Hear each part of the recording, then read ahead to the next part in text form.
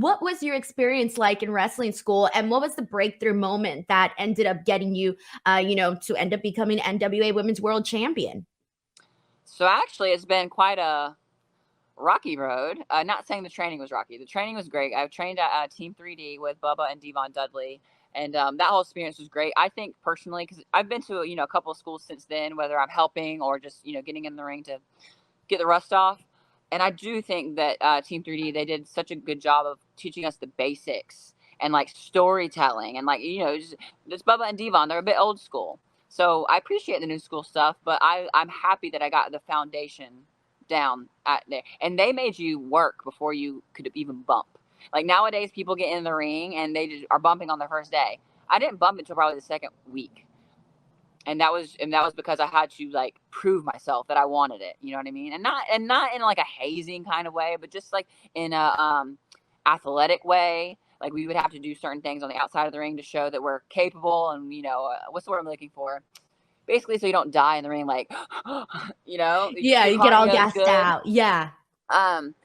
And I made some great friends. I still am in like a group chat to this day, and so that's rare in wrestling to have true friends.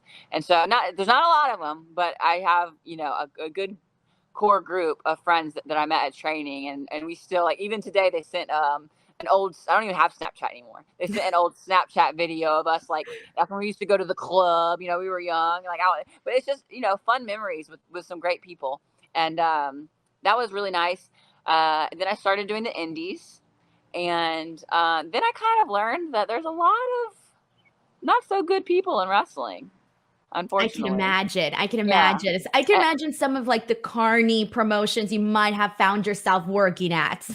Yeah, and I just don't, coming from a sports background and coming into wrestling thinking this is a dance, this is takes two people to make some magic, and just all of that, all the little things, and I was like, ugh, I'm not sure if I like this industry very much. So I took some time off for a while actually, and that's when I got the call after a few months from David Lagana, who was helping out with NWA at the time, and he was just like, hey, I have this idea we're gonna do this big event called NWA 70. Nick Aldis, he had a match with Cody Rhodes, who now has the belt, and Brandy kind of like interfered and changed the outcome of the match. So we want an insurance policy for Nick Aldis. Like, he was like, we don't want like a love angle, nothing like that, because everyone knows Nick is with Mickey, so it's not like that. He's like, you're the insurance policy, and we'll just see what happens. So really, that was 75% sure just going to be a one-off for that match, But then we realized, like, this is a pretty cool dynamic. At that time, there was no girls being like, not like I was his manager, but there was no girls being the muscle for a guy. So, and then it just evolved from there. And then I kind of split off from Nick, and now I'm my own person and my own wrestler, and it's been really cool.